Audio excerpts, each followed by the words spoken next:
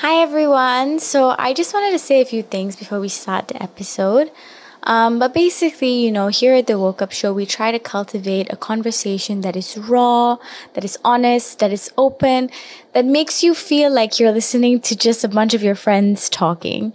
And the thing is that the situation in Malaysia now is obviously very tense with, how the political landscape is looking, the way the COVID cases are going up. A lot of people are in a lot of pain and there is a lot of fear right now. And, as someone who puts myself out there with every episode, puts out my opinions and my views, I'm also, of course, a little bit afraid. But what I don't want to do is stop these conversations because these conversations are important. And that's why we started this podcast, is to have these important conversations. And so before we get into this LAWAN episode, which in my opinion is something that is really important right now because we want to demystify these topics that are sometimes taboo to discuss. And we want people to be able to understand and make this knowledge accessible. That's why we put it for free on YouTube. We want anybody and everybody who's interested to know to kind of understand it and that understanding to come from normal people who are experiencing it. So before we start the episode, which we will very shortly, I just wanted to say that, we are mindful of what's going on in our country and we are just trying to present facts to help each other understand this topic a little better and understand a little bit more about this LAWAN movement, which has been very polarizing.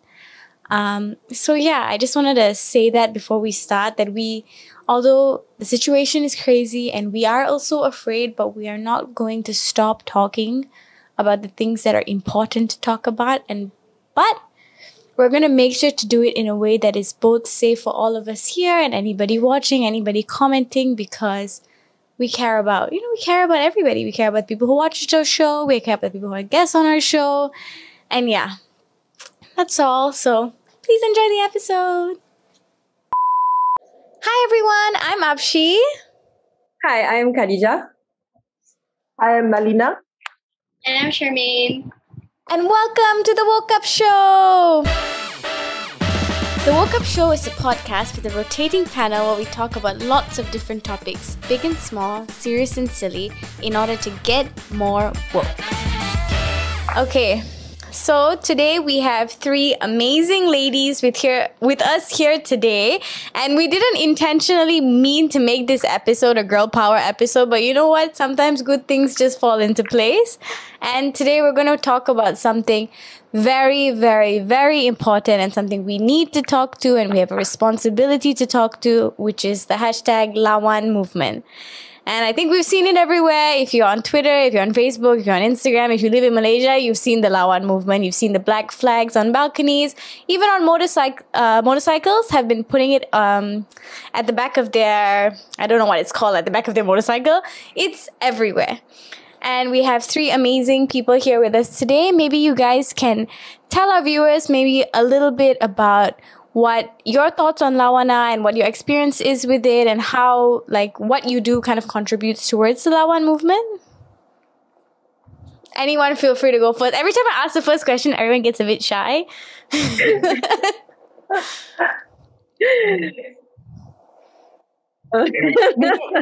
I'll go first then. Okay. I'll go first. Okay. So hi everyone. My name is Nalina. Nalina Nair, but Nalina for short. Okay. So I have been going down to rallies since 2009. It's been a long time, but I started really young, especially for that time in 2009. For somebody as a 20-year-old to come out was very unheard of. Not like nowadays. I'm super happy, super stoked that so many young people are coming out, even below 20 years old. They're coming out. Fantastic. But back then in 2009, it was the anti-ISA rally, and it was extremely unheard of for somebody that young to come out. And I actually came out not so much because I wanted to be part of the movement, but because I was very interested. Before that, it was Hindraft, and I was always watching online, all the drama with the tear gas canisters, water, chemical-laced water coming out. And I really wanted to go see it for myself. And when I went there, there was just so much police violence that I never looked back from that day. And rallies can be very addictive because of the adrenaline rush. So that's one of the big reasons why I didn't stop. I just kept going. And eventually I got myself involved with Bersih, with when Maria Chin got arrested under SOSMA. So the whole movement of getting her out, getting her released. And then later on, the Wanita Banta Toxic Politic rally as well. So if I could say it, it's in my blood. I love organizing rallies. But although idealistically, we should not have to do it. We should be having a functional government. But so rallies are very important because it is our democratic right. So I won't go more than that. I don't want to overstep and move forward with what we're going to discuss later on. So that's a brief introduction of myself, and I'm also an MPPJ councillor. Nice. I do kind of get what you mean, though. I feel like when you have a lot of like thoughts and feelings about the political situation in Malaysia, sometimes like, putting it out on social media just feels like being a keyboard warrior and you're not doing enough. Even though I definitely think that social media is huge in pushing forward movements, but it can feel that way. It can feel like, why am I not going the next step and bringing it into the physical realm? I totally get that. What about you, Charmaine?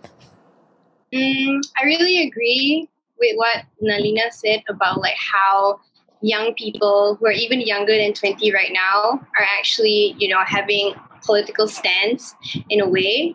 And to me, well, the LAWAN movement, by definition, is basically a physical protest by, if I'm not mistaken, Missy Solidarity. They're an NGO group. And I think it's a protest that's actually really needed despite the pandemic because, due to what's been happening right now and what the government has been doing. And again, despite the pandemic, there've been so many things that we have done online. And I feel like going out protest really needs to be done. But obviously with safety measures. And I think what happened that day, I think they actually did imply that. So it was really good. And it was really good to see those who didn't attend, because personally, I couldn't attend, and I still am actually really butthurt that I couldn't go. But I couldn't go because I have high risk family members. So I think that's much more important to put first in terms of safety. And my mom is asthmatic, and also I'm quite asthmatic as well.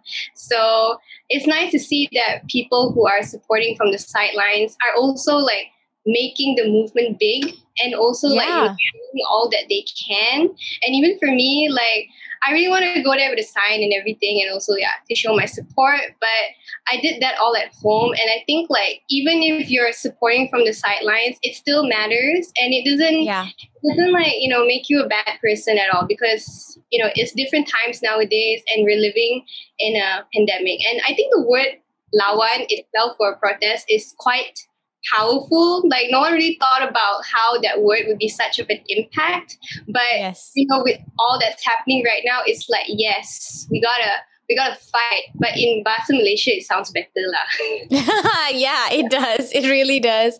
And I think that obviously the COVID of it all is just it's exhausting. It's just this layer in our life that prohibits so many things. Obviously we don't protest every day, those kind of things don't come about every day. If we can't even go and eat out in a restaurant for something much bigger like protesting, which can draw a crowd, things can get out of hand. That these are the risks you run when you attend something like this, that there is absolutely no shame in not attending because of those reasons, or any reason. Any reason is valid in my opinion, because of these times. It's, unprecedented. What about you, Khadija? Okay, so I am a law graduate. But so far I'm working on getting my legal certification to practice in Malaysia. So that's been a process. But I would say I've been politically aware since I think it was during the Bersih 2.0 rally. So maybe that was 2008, 2009. So But I've never participated in a protest, but I have always believed to make my voice known, to put my opinions out there, because I just feel like whatever that's going on, that has culminated since way before, like even way before the 2000s, when ISA and all that. I feel like the culmination of it, you have to raise awareness, because now with social media, that's already powerful in itself, because a lot of people are on social media. And that's just, I have also, like I said, I've never attended any rally, but that's just because I was a scholar tied to the government. So in the contract itself, it says that you can't go down to protest unless, you can't go down to protest. Wow, that's really interesting. Yeah, I didn't know that. So basically, I wouldn't say I've been stifled, because thank God I've never been called up by my sponsors. But in a way, it just makes me feel that much more that it is important for me to say something. And now that I'm not bound to any scholarship anymore, to my sponsors, so I try my best to put it out there. I share information, and like Charmaine, I also didn't participate because I just recovered from COVID, actually, and my family members as well. So my dad was like, if it weren't for the pandemic, it weren't for COVID, he would have let me go. But I just tried to do what I can. I posted on Instagram, posted on Twitter. But it's very important, because you really have to push the movement forward, especially when the government isn't really taking your voice into consideration. Yeah, and I think also with this particular protest that they did kind of get all that permission, because I know you can technically protest in Malaysia, but you need to put in a request 2 weeks. There's some kind of rules that I've seen somewhere. Maybe I can be wrong. I could be wrong, but it seemed like the reason why that that protest kind of got all this flack from the police was that they were not following SOP. It wasn't about the fact that they had gathered.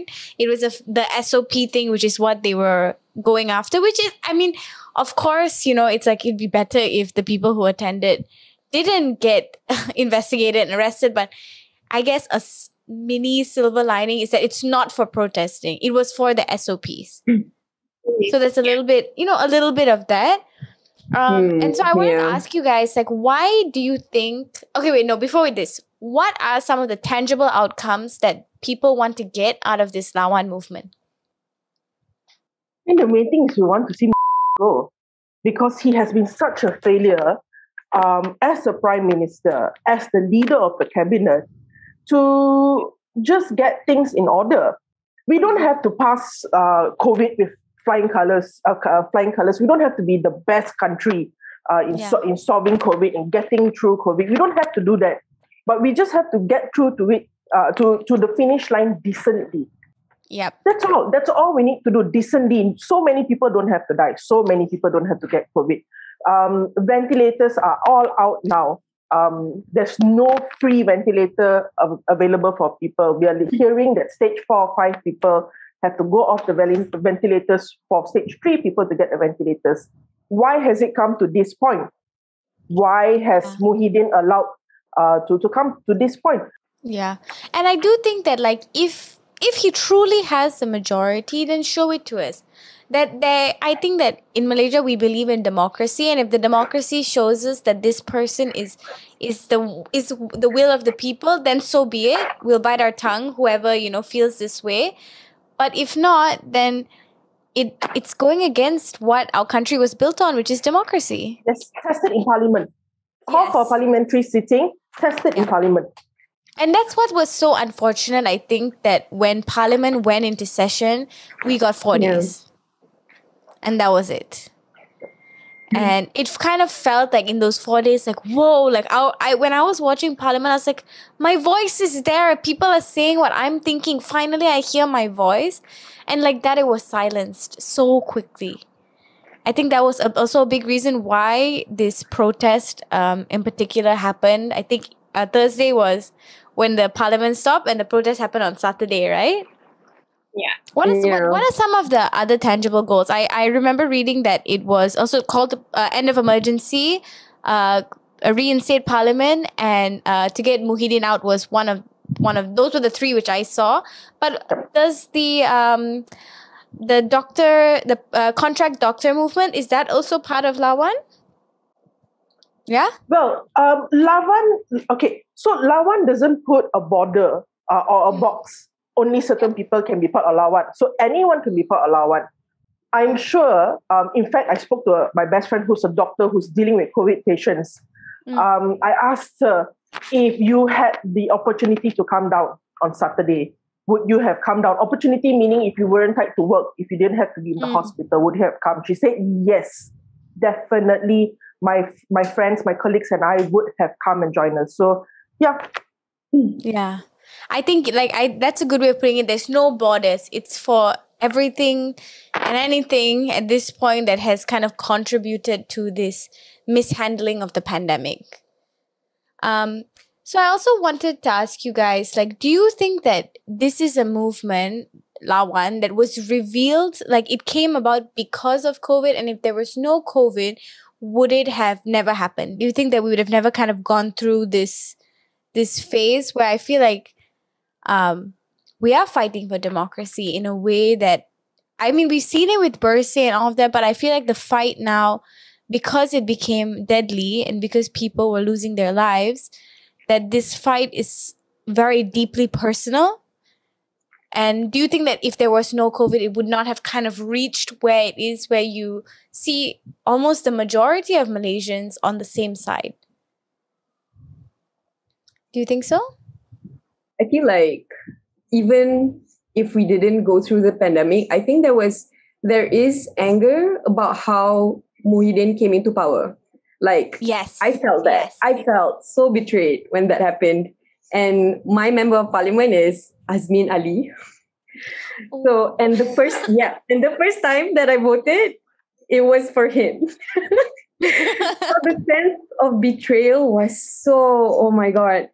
The day that Langkah Sheraton happened, the entire week leading up to that, oh my God, my heart was just broken, because I believe in democracy. I know democracy is flawed. I know a lot of people would say democracy is not the best system out there, but it's the system that we have. Yeah. But then you see people abusing power.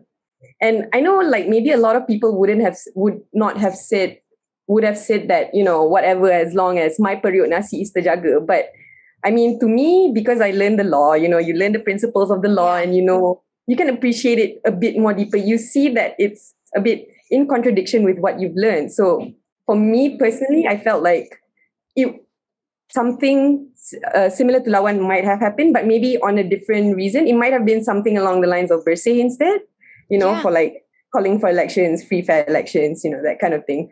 But yeah, I think the pandemic just made it much more significant, LAWAN. But I feel like the sentiment is there. The anger that people feel towards leaders that want to come into power, but are not conducting themselves in the best of ways as a leader, with all that duty and amanah. So, it just should not stand.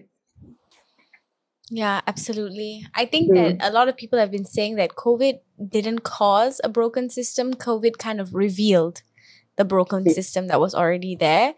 And maybe it might have taken a bit longer. We might not have got here, within, I think this is just a year and a half of the pandemic that, literally it feels like everything is on fire.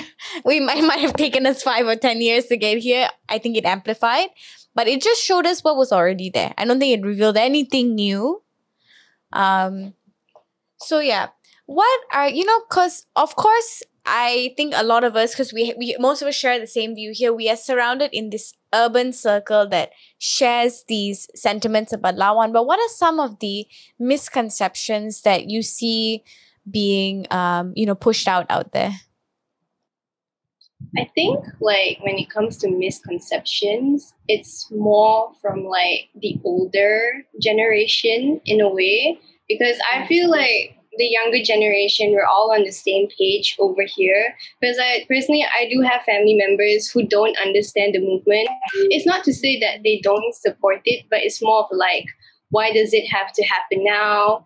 Isn't there any other time to do it? And well, for a young person talking, I think like it has to happen now because like there is no other time to do it since like people are like losing jobs, losing lives. People are basically at their wits' end already, and it's really seen right now. And the whole tangible reason besides within having to step down and for like parliament to open again, I think, people just want their voices to be heard because like people have been like shouting, screaming, wailing, and like there's no avail to it, So Absolutely. the misconceptions are mostly coming from like the older generations, and sadly to say, sometimes also from celebrities and T20 groups. And I find that like so disheartening, especially for celebrities, because I don't see why do you not support this movement as a creative, because like you're kind of affected too, since like you can't film and do this, do that.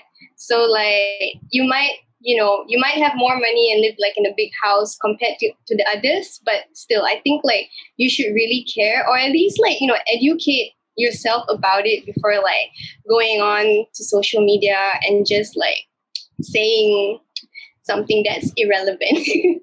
Yeah, because I think something that is so extremely important to note to all these people that kind of like have bad, like, say these people are rowdy, they're trying to cause trouble, they don't care about COVID, all those things. It's like the reason people they want the LAWAN is because they love Malaysia. If we didn't care about Malaysia, we wouldn't bother to sit here for 1 hour and talk about it. We wouldn't bother to take to the streets. We love our country. We care about our country. We see our country, in this state, and we want to do everything we can to save it, to the point where people are willing to put themselves, in police custody. Like Sarah from Undi 18. Yeah. I was like, this girl, she's 20 years old. She's a young girl. And look at that. She's not doing this because she's a rebel and she wants to, she's doing this because she cares about Malaysia. And I think that is so beautiful. And when people are unable to see that, that is where I think there's a huge failure, because how can you not see that? Apshi, can I add on? Yes, please. Can I add on? So what Charmaine said is absolutely right. And I think a very good thing to highlight, adding on to what Charmaine said, is the class war, so-called class war, where, like you said, the T20, they're too comfortable, even up to an extent of the upper M40. Yeah. They're very comfortable. They don't see a need to come out because they still have their jobs. They most likely do have friends and family who have had COVID, but because of the financial situation that they're in, the economical upper hand that they have, they get better treatment. It's literally dealing with COVID in Prince Court versus dealing in COVID in a public Prince hospital. Court. I can't afford Prince Court, and I don't think I will ever be able to afford Prince Court ever in my life. Likewise. But then you have the B40. Now they're angry, they're pissed, but their main concern on a daily basis is to put food out on the table. They don't have the time and energy to think about LAWAN, or even coming out, for the matter of fact, whether it's LAWAN or any other movement. They don't have the energy, the time, and the money, the financial freedom to come out on the streets. So then it falls back onto the lower M40 or the middle M40. These people, I believe that the four of us fall in this category. We somewhat have the financial freedom to do this, but not enough financial freedom to go into Prince Court. So that's why we are out on the streets. So I believe that most of the time you would see the lower M40 to mid M40 coming out. Then the B40, those who can afford to come out in terms of time, energy, and finances, they will come out as well.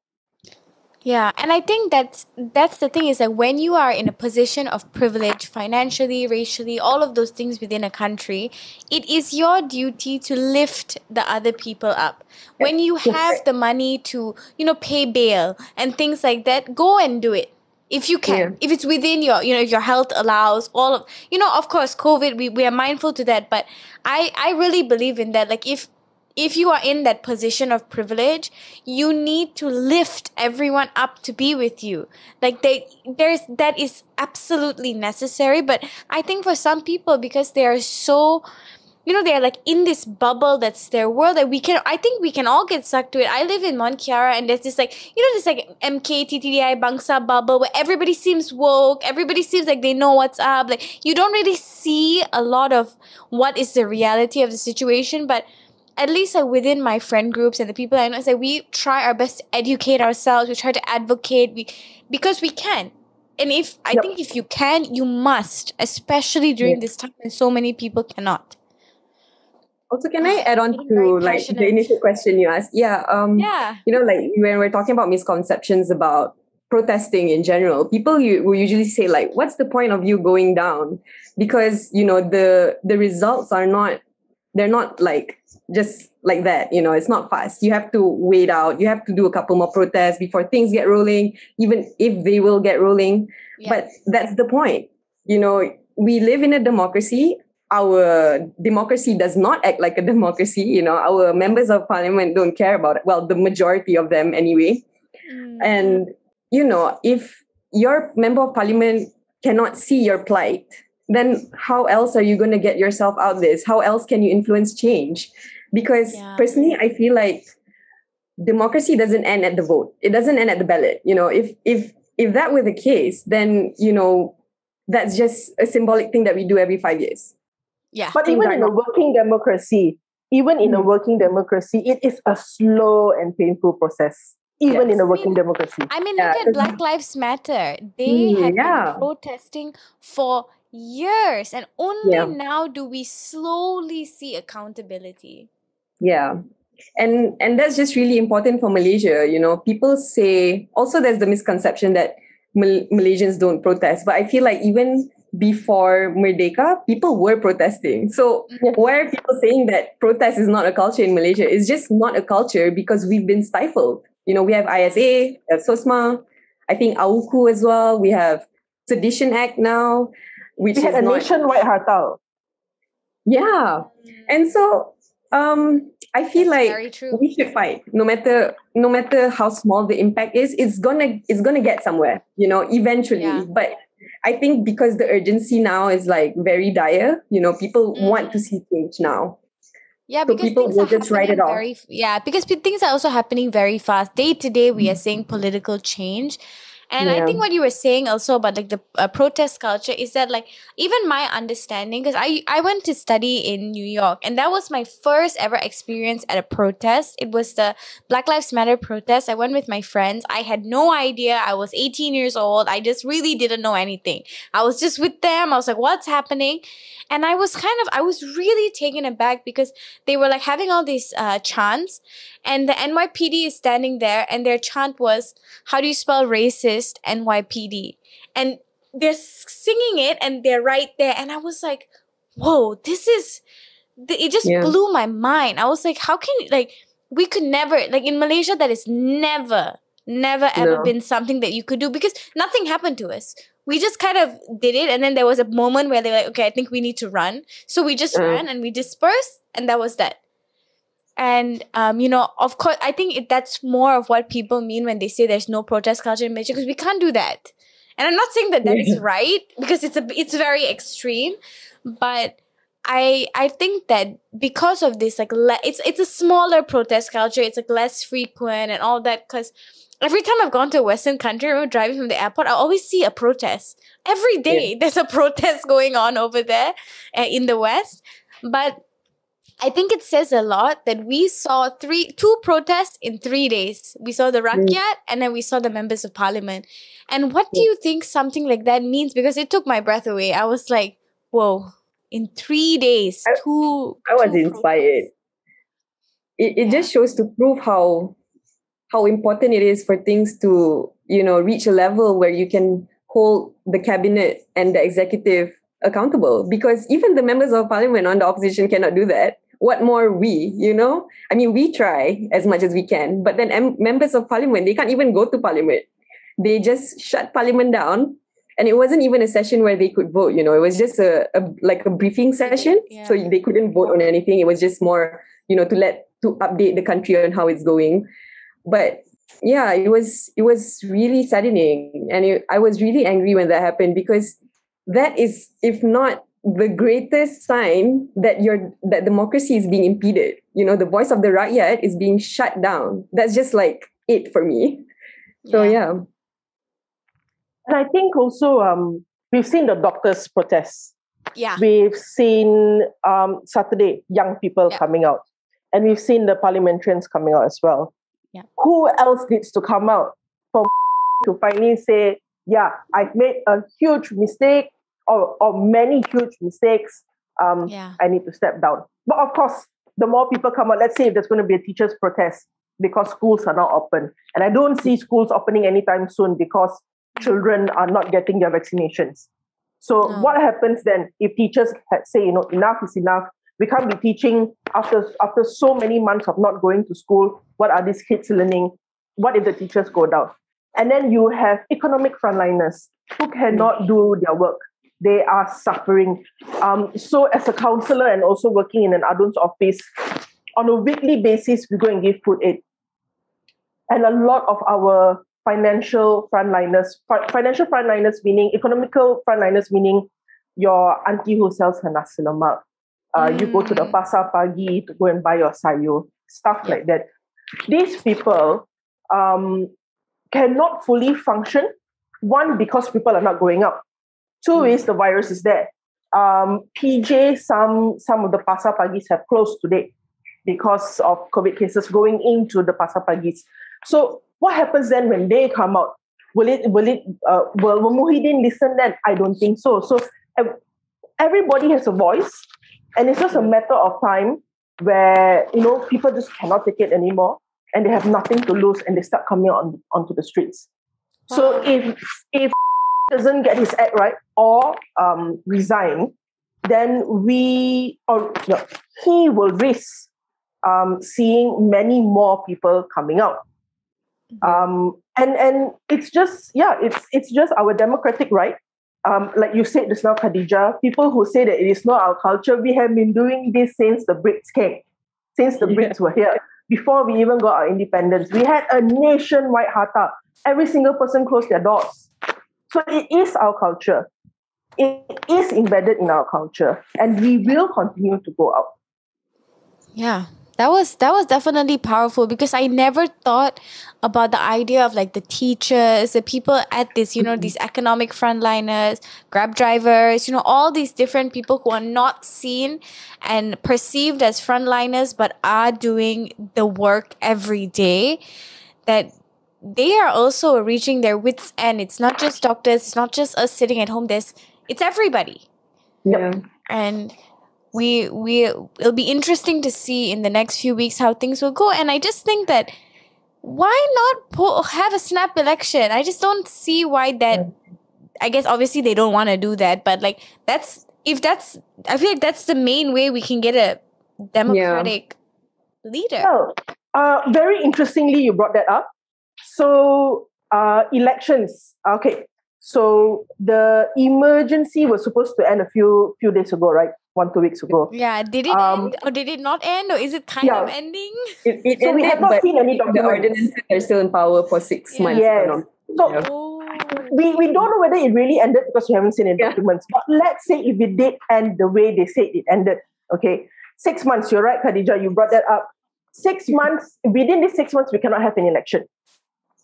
And I do not foresee an election coming right after the 6 months, because I think we all can agree that COVID will still be here after 6 months from now.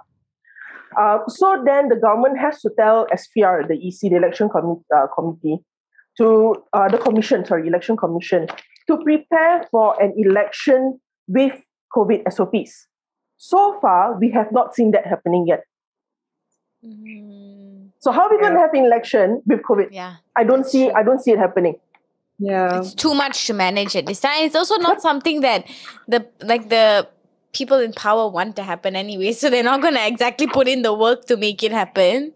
Yep. And I think it just shows to prove that their priorities are like out the window, like even in the Yeah. basic management of the pandemic, they're not even thinking like 10 steps ahead. They're just reacting every time something's Yeah. happening.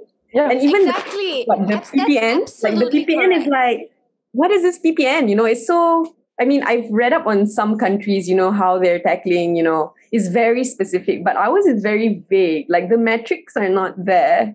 I mean, I'm no policy analyst, but I feel like as a layperson, when I'm reading, I'm just like, this doesn't look right. You're a government. You're a government, but you're not acting like the government. So what's going on? And I think that brings to the importance of the protest, reasserting that democracy needs to function again. Parliament needs to sit so that our legislators can vote on the bills and hold people accountable. Then you'll have better policies, and then that will help elevate us out of this pandemic. But they don't want to do it because they want to stay in power.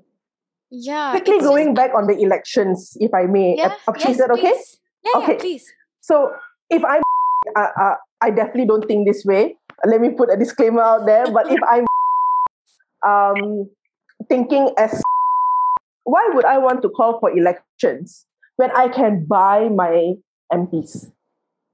Correct. I totally agree. Yeah. It's not ethical, but yeah.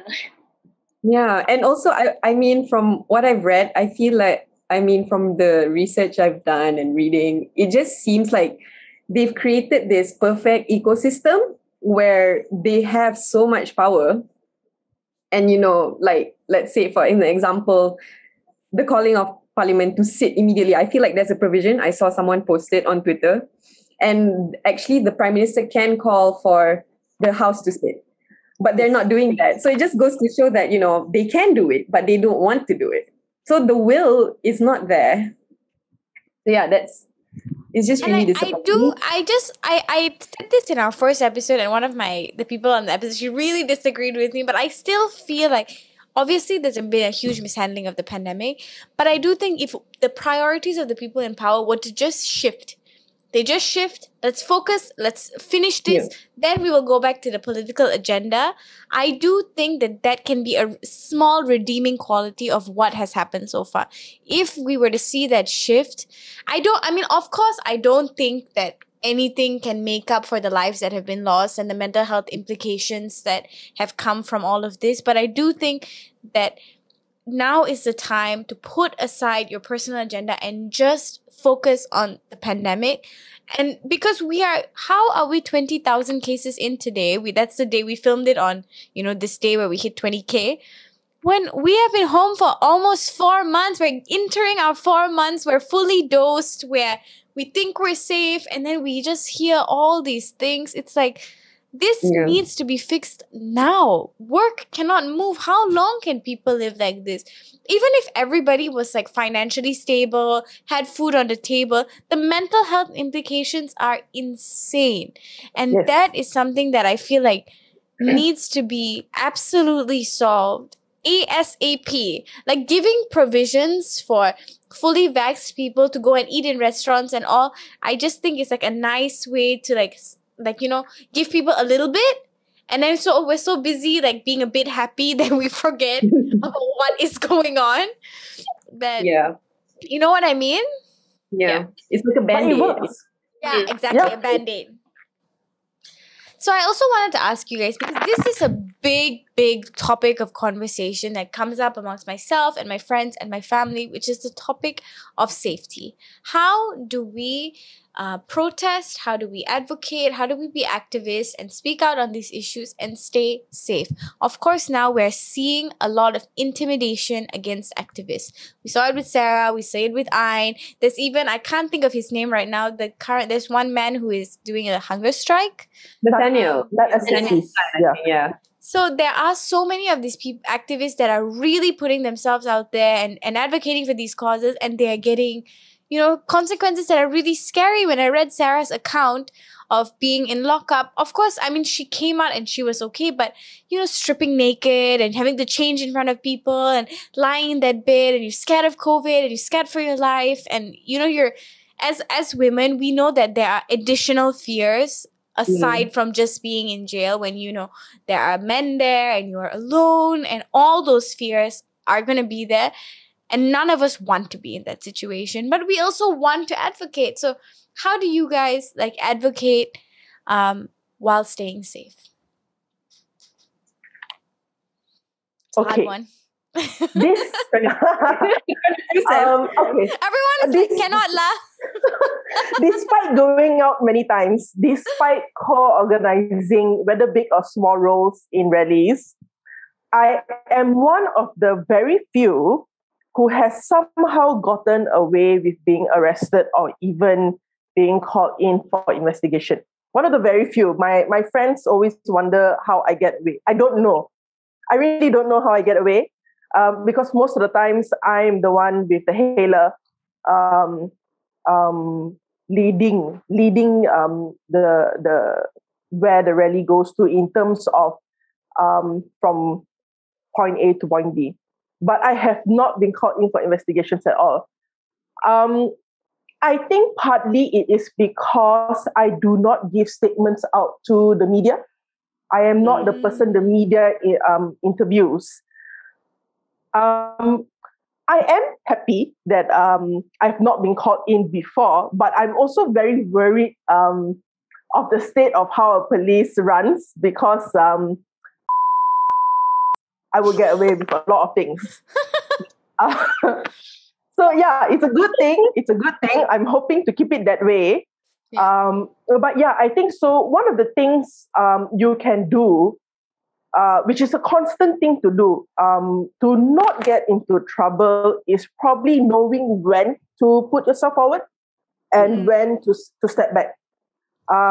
If you're going to go all out forward, then you want to be ready with your lawyers and you want to be in the circle of activists because we will help each other.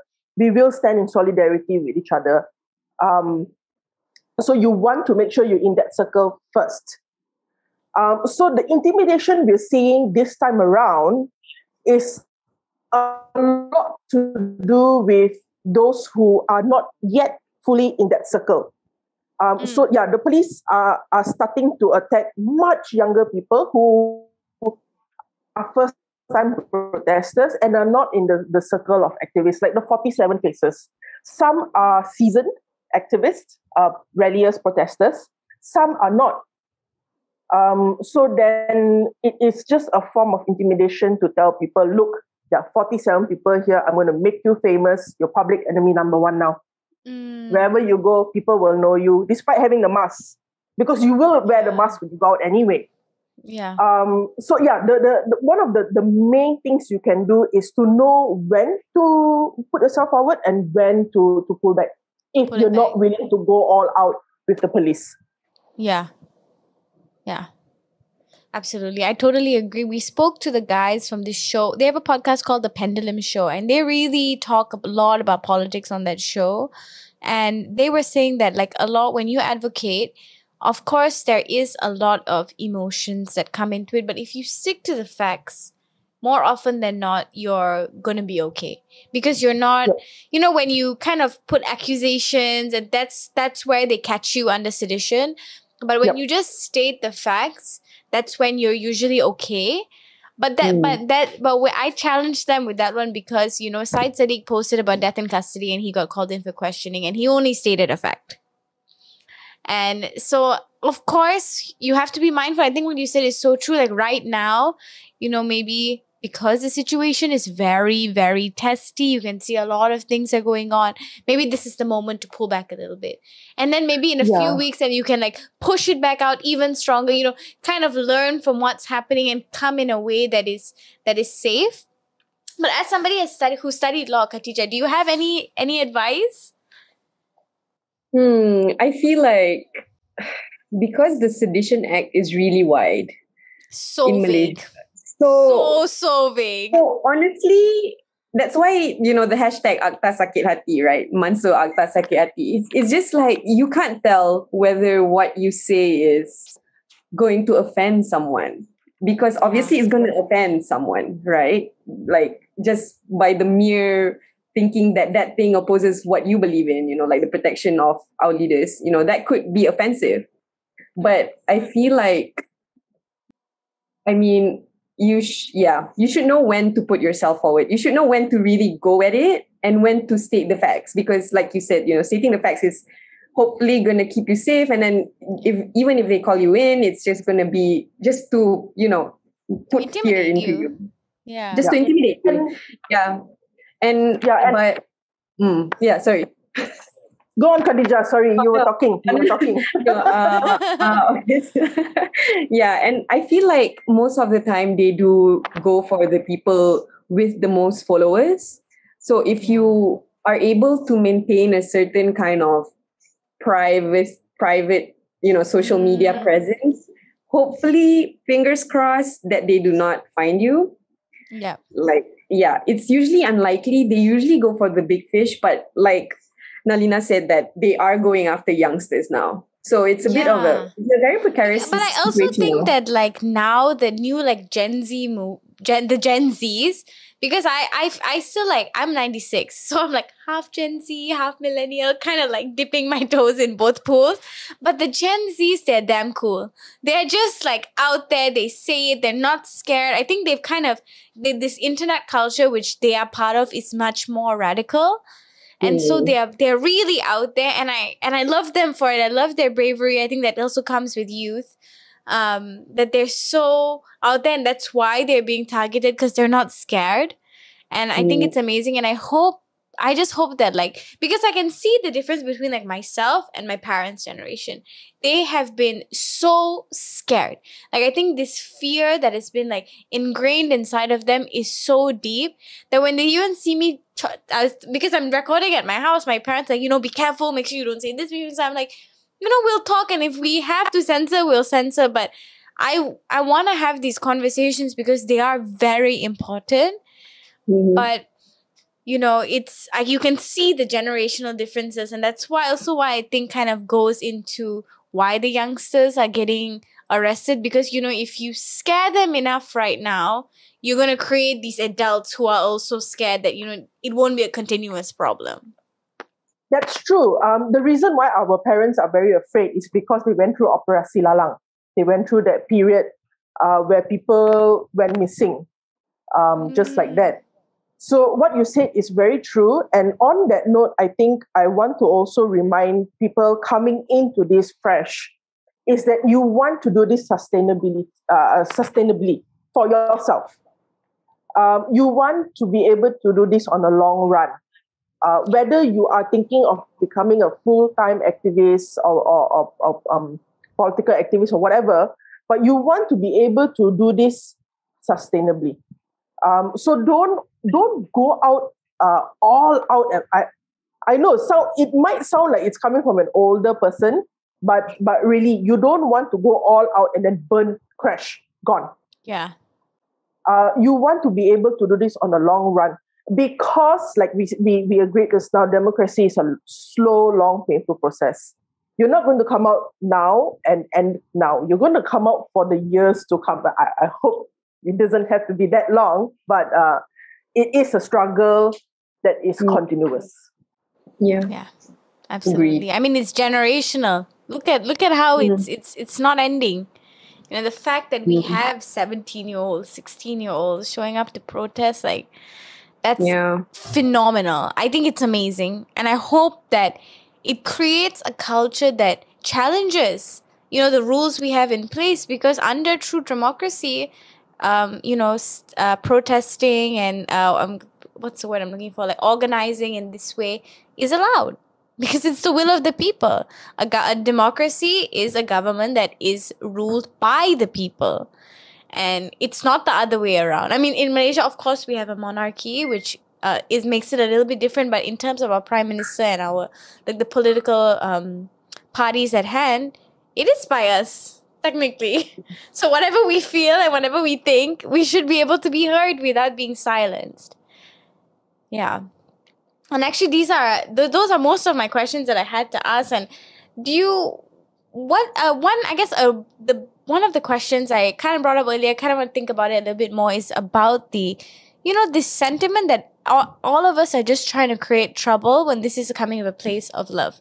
How do you kind of mediate that with these, older people or whoever who have these ideas, because I was just thinking, like, you're saying like the T20, all these, the class difference as well as a huge thing. Is I heard this quote when I was in university, and it was went along with the lines of like, when you're accustomed to privilege, equality feels like oppression. And so in this situation, obviously I don't think the B40 is like, give me Chanel and Hermes bags. I think they're just like, please give me enough money so I can eat. But it's somehow being perceived like that. And that's also why they look at this LAWAN movement as stop complaining, stay at home, stop causing trouble. Like, how do you mediate that? I think it's just by raising awareness and not stopping, because my parents are boomers, and so are my friends' parents as well. And sometimes we, as the younger generation, we let them off the hook by saying like, oh yeah, they're boomers, they're old, they won't understand. But I don't think like that can be an excuse forever.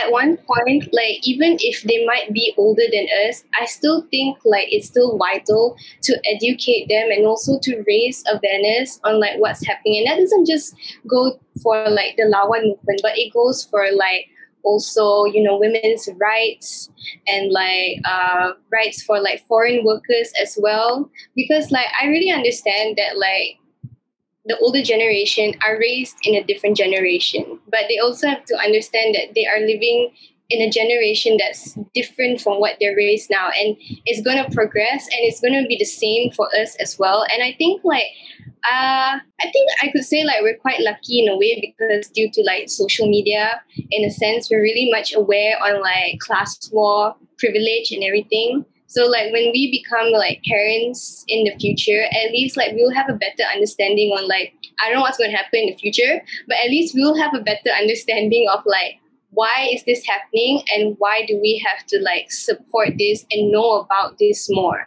Because like every voice matters. And for LAWAN, I mean, this is the first protest, especially during a pandemic for Malaysia. So yes, there's a lot of misconceptions about like, why does this have to happen now? It's COVID. And I think everyone just has to like bear in mind that COVID's going to be here for quite a while.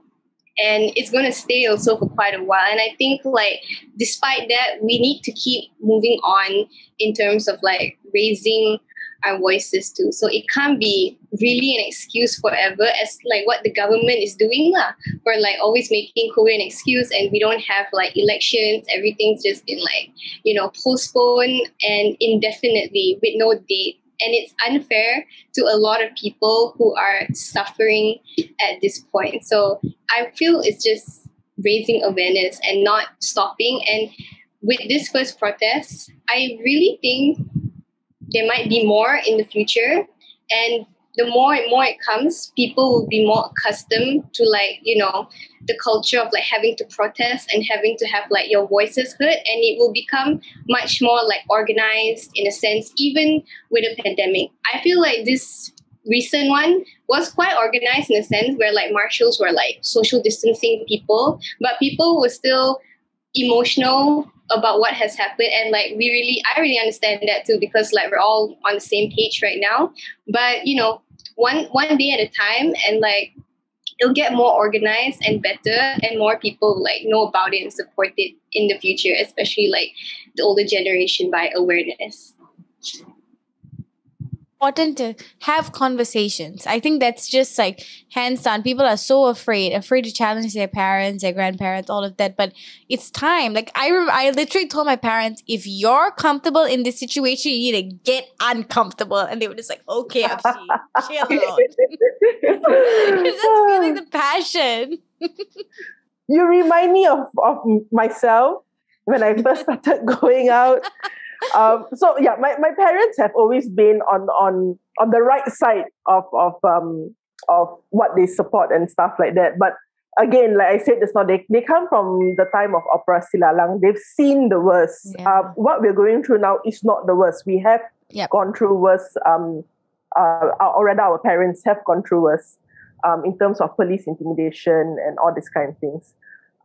So I think it's very natural that especially my dad was very afraid in the beginning.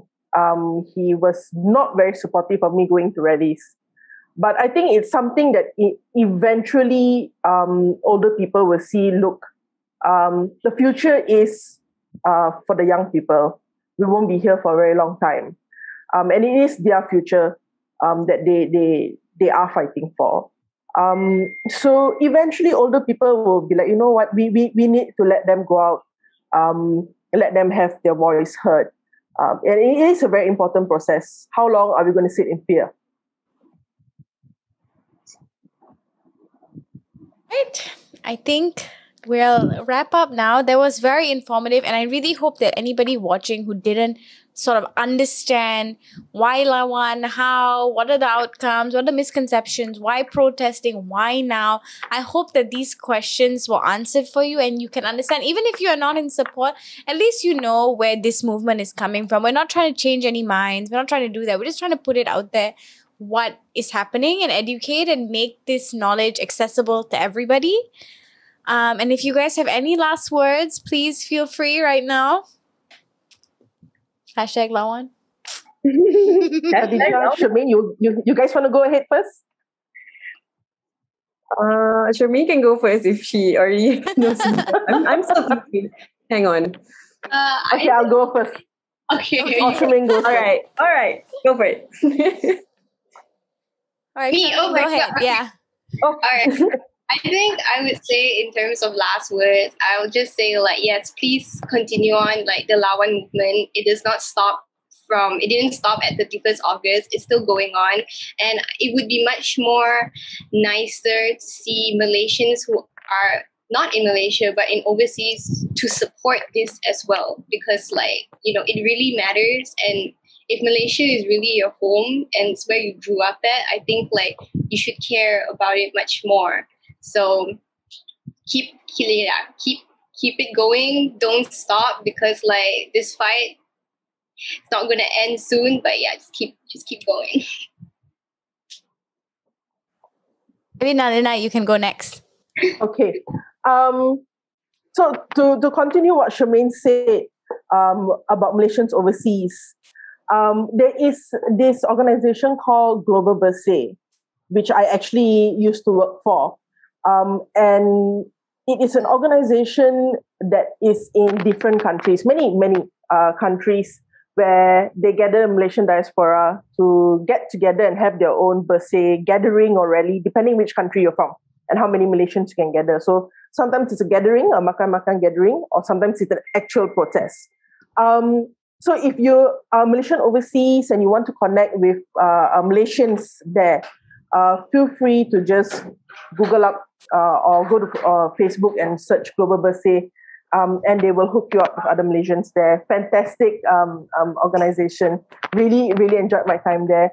But for the Malaysians back home, especially really young people who want to come out but are thinking twice whether they should come out because of the police intimidation that's going on. Let me tell you that police intimidation will never ever go away. It is here to stay.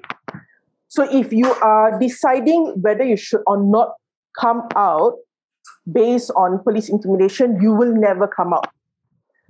So my suggestion to you or my advice to you is just to come out anyway. If that is what is at the back of your mind, if that's what's stopping you, to come out anyway. And if you do not have a group of friends to go out together with, a lot of us are here for you to get in touch. Just look for me, Nalina Nair, on Facebook, Twitter, Instagram, and there are other people as well who will gladly bring you along to these rallies, because it can be quite. Can be a little daunting to go alone. Yeah, you feel really nice because you're there with your Malaysian brothers and sisters. It's really nice. But at the same time, you can feel very small because you're in this huge movement. So if you want to go alone, that's cool. I started going alone. But if you want to go with people, there's just a lot of us that you can reach out to. So never feel intimidated. Never fear the police. Fearing COVID for valid reasons, perfect, no problem. Yeah. But if it's the police, the authorities that you fear, I say just come out. Yeah. What about you, Khatijah? Last words? Well, I would just like to tell everyone that this is a very important time for Malaysians, especially because it's never been a situation where your voice is stifled, where you don't have the proper avenues to voice out. And from what I have seen in the past weeks, from previous experiences of observing rallies, it's a slow process. The fight will always continue, and you will feel like, I myself feel like there's no end, because it's democracy is really, it's all about nation building. You build on top of the bad things, and you have to push forward with the movement. And as much as you feel tired, as much as you can, you still have to fight. Even if it's on social media, even if it's, going down to rallies, you should be aware that whatever the people in power are doing are going to affect you. Even before, if you felt like you were still living a comfortable life, but it's not enough to stay silent, because if we don't hold people accountable, then they won't be answerable to anyone. Then we will be the ones suffering in turn. So to everyone out there, I just want to say that keep up the fight. It's feeling endless. I know all of us here on this podcast feel really tired and really burnt out, but that we are still fighting. Especially the people out there who are organizing, who are protesting. And so don't give up. And, your voice is important. And it's okay. And just as a last point, this is like a lesson for all of us in the future as well, that we really need to hold our politicians accountable. So when we go to the ballot, eventually, we need to remember that the events of LAWAN is what will drive our vote. So that's all. Yes, that was amazing. And I feel the exact same way. Just keep the faith. If you want to fight, do so in a way that is within your personal boundaries, what you feel safe doing. There's no shame in advocating online. Social media, it brings movements to the next level because of numbers. And so there's, in any way you can, I think you should advocate, have conversations, educate yourself, educate your friends, your family, the people who maybe are ignorant, just not willfully so. Then you can help them, understand a little bit more.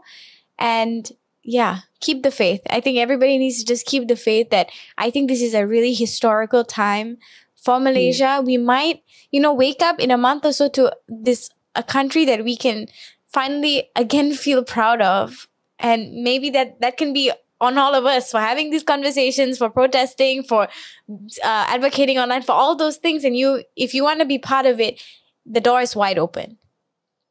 So thank you guys so much for this incredible episode. I feel like I got so woke on this episode. So for those of you watching, please like, share, comment, subscribe, all that good stuff, and let us know what you think of LAWAN, what LAWAN means to you, what has your experience been with it. We would love to know. And also, stay safe and stay woke, y'all. Bye!